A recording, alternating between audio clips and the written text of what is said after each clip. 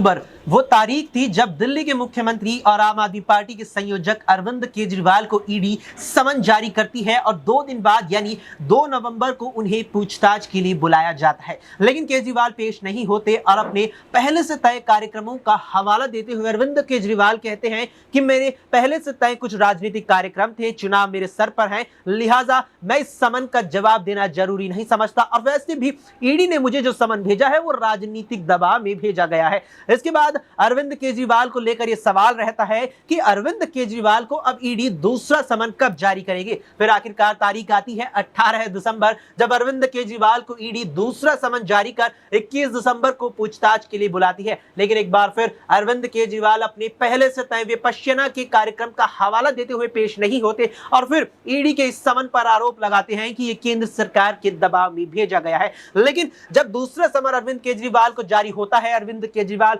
उसके जवाब में भी ईडी के समन पर पेश नहीं होते, तो सवाल यह रहता है कि अब ईडी तीसरा समन कब भेजेगी, क्योंकि पहले और दूसरे समन के बीच ईडी ने करीबन 1.5 महीने का वक्त लिया था। लेकिन जब दूसरे समन का भी अरविंद केजरीवाल जवाब नहीं देते तो ईडी इस मर्तबा यहां वक्त नहीं लेती और 2 दिन बाद ही यानी कि शुक्रवार 22 दिसंबर को अरविंद केजरीवाल को तीसरा समन आखिरकार जारी कर ही देती है।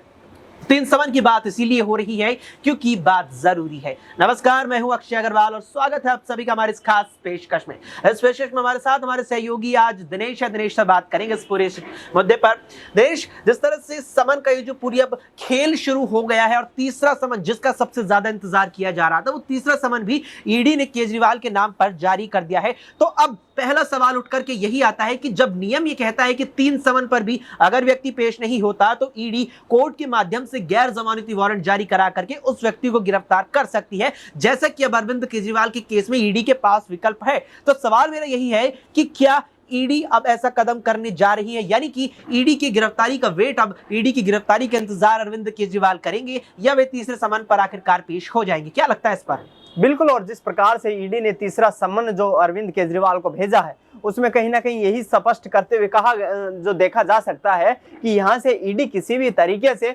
पूछताछ करने से पीछे नहीं हटने वाली है। दिल्ली आबकारी नीति मामले में ये समन जारी किया गया है और जो विपश्यना के तय कार्यक्रम थे या उससे पहले जो चुनावी कार्यक्रम का हवाला देते हुए अरविंद केजरीवाल ने 2 सम्मनों पर अपना जो पुख्ता जवाब नहीं दिया, उसी के आधार पर अब ईडी ने लगातार तीसरा समन भेजकर यह संदेश जरूर दे दिया है कि अरविंद केजरीवाल जो पीछा छुड़वाना चाहते हैं, यानी कि ईडी के सवालों से बचना चाहते हैं, उस सवालों से बचने का कोई ऑप्शन यहां पर ईडी नहीं देती नजर आ रही है। और जैसा कि आपने बताया कि जो कानूनी प्रक्रिया है, जो रूल्स है, उनके आधार पर 3 सम्मन जारी होने के बाद कोर्ट गैर जमानती वारंट जारी कर देता है और ऐसे में फिर अभियुक्त को जिसके विरुद्ध सम्मन जारी किया जाता है उसको कहीं ना कहीं पुलिस को ये अधिकार मिल जाता है कोर्ट के माध्यम से कि वो उसको गिरफ्तार करे। तो ऐसे में आने वाले वक्त में, और ये 3 जनवरी का जो जिक्र किया गया है, 3 जनवरी को ईडी के सामने अरविंद केजरीवाल को यहाँ पर हर हालत में पहुंचना होगा, क्योंकि ईडी का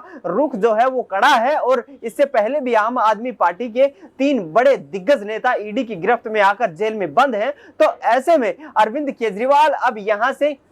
ऐसा नहीं सोचने वाले हैं कि वो ईडी के सवालों का जवाब ना दे। हालांकि अपने जो दूसरे समन के जवाब में अरविंद केजरीवाल ने ये जरूर कहा था कि यहाँ पर यह स्पष्ट नहीं किया गया कि ईडी मेरे से किस विषय पर पूछताछ करना चाहती है, क्या आम आदमी पार्टी के संयोजक होने के तौर पर, या फिर दिल्ली के मुख्यमंत्री होने के तौर पर, या फिर मुझे गवाह के तौर पर बुलाना चाहती है। तो यहाँ से ईडी का जो सम्मन तीसरा जारी किया गया है उसका जवाब अरविंद केजरीवाल 3 तारीख को मुझे लगता है देते हुए जरूर नजर आएंगे, क्योंकि बिल्कुल यहां पर बात जरूरी है। अब जब 22 दिसंबर को जिस तरह ईडी ने तीसरा समन अरविंद केजरीवाल के नाम पर जारी कर दिया है और उन्हें यहां पूछताछ के लिए बुलाया गया है 3 जनवरी को, लेकिन इसी पर अरविंद केजरीवाल का कहना है कि मुझे नहीं पता कि ईडी ने मुझे किस मुद्दे को लेकर के बुलाया है, किस मामले को लेकर के बुलाया है, मुझे गवाह के तौर पर बुलाया गया है, मुझे अभियुक्त के तौर पर बुलाया गया है, मैं कारण नहीं जानता, तो मैं जवाब भी आकर किस तरह इस पूरे मामले का लेकर दे पाऊंगा। लेकिन लगातार जो सवाल हैं वो और भी ज्यादा गहरे होते जा रहे हैं और जो सवाल गहरे होते जा रहे हैं वो और भी सवाल इस पूरे मामले को लेकर के खड़े कर रहे हैं। दिनेश, जिस तरह से यहाँ पर यह भी बात हमें सुनने को मिल रही है कि ईडी अब यहाँ पर इस पूरे मामले में, दिल्ली के जो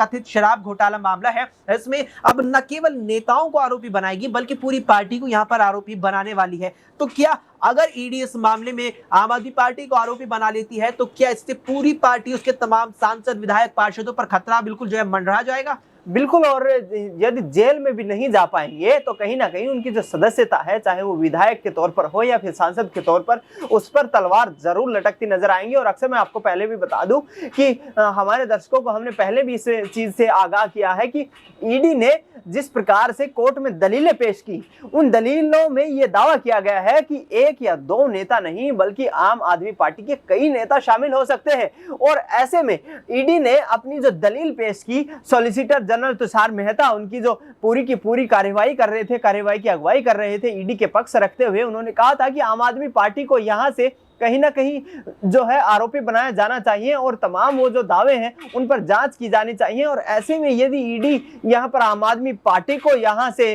किसी प्रकार के आरोपों में संलिप्त पाती है तो फिर पार्टी के अस्तित्व पर भी खतरा मंडराया जाएगा, क्योंकि आगामी 6 महीने से कम वक्त बचा है जब लोकसभा 2024 के चुनाव होने हैं। और ऐसे में अरविंद केजरीवाल को यह समन मिलना वाकई आम आदमी पार्टी की टेंशन बढ़ा देने वाला है। और आम आदमी पार्टी आगामी क्या रुख अपनाने वाली है, ये देखना यहां से बेहद दिलचस्प हो जाएगा। बिल्कुल यहाँ पर टेंशन बढ़ा देने वाली है, क्योंकि आम आदमी पार्टी और खुद अरविंद केजरीवाल भी अब पूरी तरह से 2024 के लोकसभा चुनावों की तैयारी में जुट गए हैं। साथ ही जिस तरह से आम आदमी पार्टी इंडिया गठबंधन में शामिल हुई है, उसमें बड़ी भूमिका अरविंद केजरीवाल के दाएं हाथ कहे जाने वाले और आम आदमी पार्टी के स्तंभों में से एक कहे जाने वाले संजय सिंह ने निभाई थी। कि संजय सिंह ही वही मुख्य सूत्रधार थे जिन्होंने आम आदमी पार्टी को इंडिया गठबंधन के अंदर और यहाँ विपक्षी दलों से मिलाया था, उनके साथ तालमेल बैठाने में बड़ी भूमिका निभाई थी। दिनेश, आखिरी सवाल मेरा यही रहेगा कि लोकसभा चुनाव नजदीक आ रहे हैं, 7 लोकसभा सीटें दिल्ली में आती है। चर्चाएं थी कि यहां पर संजय सिंह, जिन्हें इन्हीं ईडी ने गिरफ्तार किया था, जिन्हें